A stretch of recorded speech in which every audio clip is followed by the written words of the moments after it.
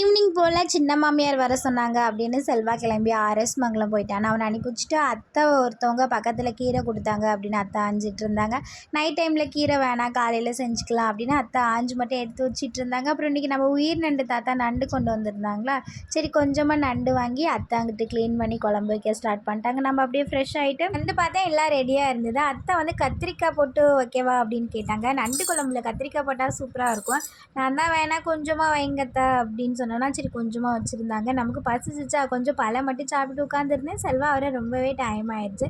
சரி வந்ததுக்கப்புறம் தோசை ஊற்றிக்கலாம் அப்படின்னு மாவு எல்லாமே கலக்கி வச்சுருந்தேன். செல்வா ஒரு 7:30க்கு தான் வந்தான். இன்றைக்கி ஊருக்கு கிளம்புறேன்னு சொல்லிட்டு இருந்தான்.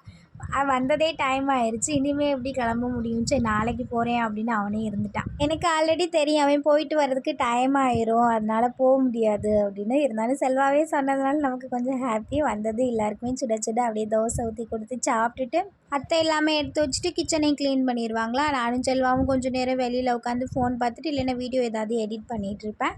கொஞ்சம் நேரம் பட்டு பயிலோடு விளாண்டுட்டு வாக்கிங் போயிட்டு நம்மளும் தூங்க வேண்டியது தான்.